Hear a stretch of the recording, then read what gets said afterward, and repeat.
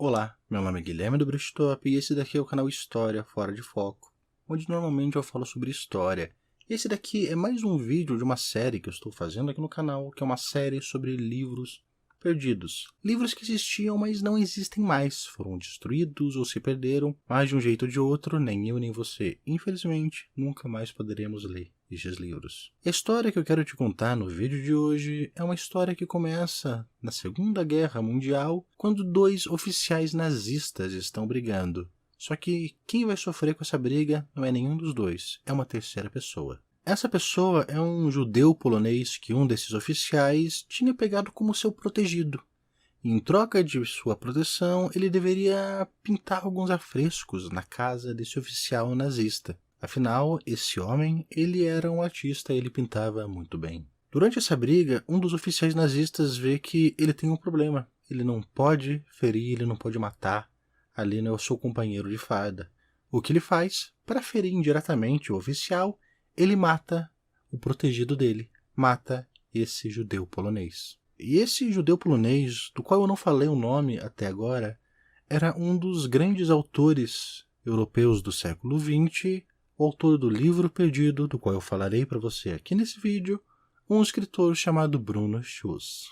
Nesse momento em que isso aqui acontece, Bruno Schuss já tinha escrito e publicado outros dois livros, um chamado Lojas de Canela e outro chamado Sanatório sob a Luz da Clepsidra. São dois livros de contos e ambos você acha para ler aqui no Brasil. Vou inclusive colocar o link aqui embaixo, caso você tenha vontade de ler algo dele depois desse vídeo. Só que a partir ali dos anos 30, ele começa a trabalhar em um outro livro, uma obra literária chamada O Messias.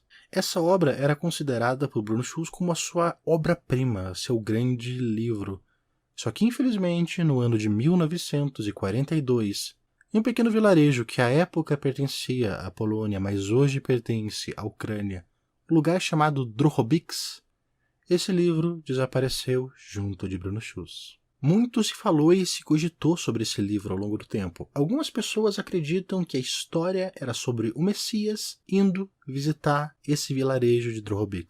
Outras pessoas acreditam que esse livro é sobre as impressões de Bruno Schuss sobre o Holocausto. Mas de um jeito ou de outro é uma história bastante interessante que eu tenho certeza que você gostaria de ler. Eu pelo menos teria muita vontade. E esse livro, O Messias, e seu desaparecimento foi uma coisa que despertou tanta atenção das pessoas ao longo do tempo que vários escritores escreveram sobre ele. Inclusive uma autora chamada Cynthia Ozick escreveu sobre o desaparecimento e a busca desse livro. Isso inclusive é algo bastante interessante pelo seguinte: normalmente livros que se perdem acabam fazendo com que outros nasçam. Então, infelizmente, alguns nós nunca poderemos ler, mas eles fazem surgir outros bastante interessantes, como é o caso desse livro da Cynthia Ozick. Só que, ao mesmo tempo, tem uma outra discussão que é bastante interessante, que é o seguinte: o Messias, ele desapareceu ou será se ele nunca existiu?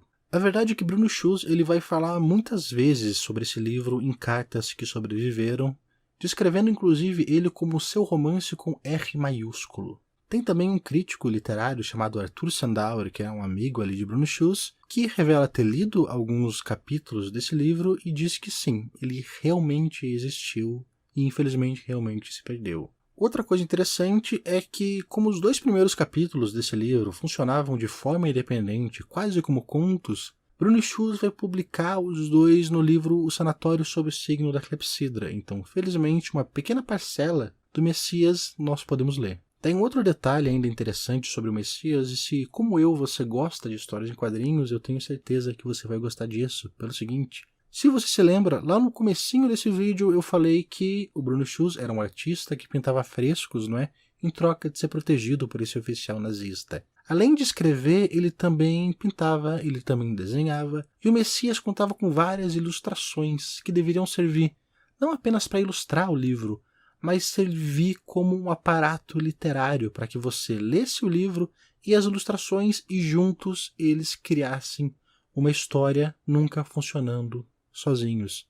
O que, infelizmente, me deixa com ainda mais vontade de ler esse livro. Só que tá, e como que esse livro se perdeu? A gente não sabe, porém, analisando o que outros autores judeus fizeram aqui nessa época, não é? Na Europa, a gente acredita que ele escondeu esse livro para que ele pudesse protegê-lo. Vários outros autores judeus fizeram isso e mesmo décadas depois do final da Segunda Guerra, alguns desses livros continuavam sendo encontrados. Por exemplo, no ano de 1978, algumas pessoas estavam fazendo ali uma reforma numa casa e quando eles começaram a quebrar uma parede, eles encontraram dentro dessa parede uma garrafa e dentro dessa garrafa vários textos de um autor judeu chamado Simcha Guterman, que felizmente conseguiu fazer os seus escritos sobreviverem à Segunda Guerra Mundial, ainda que ele infelizmente não tenha sobrevivido. Só que o Messias, infelizmente, ele nunca sobreviveu, até que tem uma pequena reviravolta que é bem interessante e deixa essa história algo digno de um filme de ação.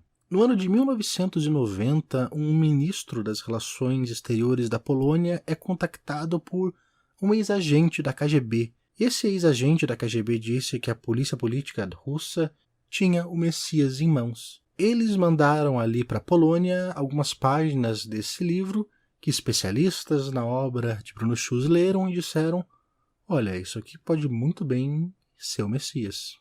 Os russos estavam dispostos a vender esse livro por uma certa quantia de dinheiro.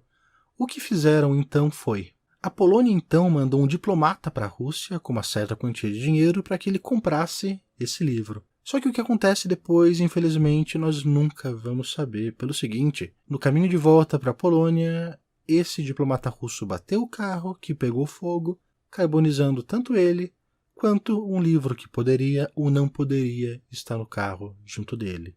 E assim, o Messias talvez tenha se perdido definitivamente. É uma história incrível, ainda que extremamente triste. Inclusive, o filho de Bruno Schulz diz que pessoas procuraram ele por muito tempo dizendo que tinham uma cópia do Messias e estavam dispostos a negociar esse livro ou entregar a ele.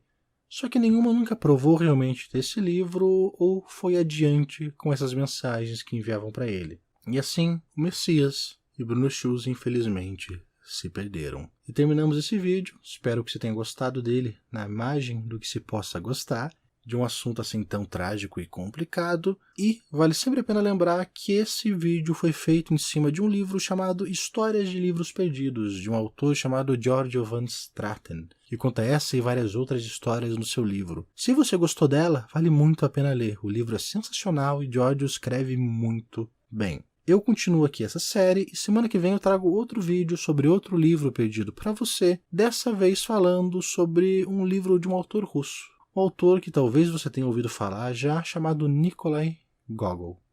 Até lá!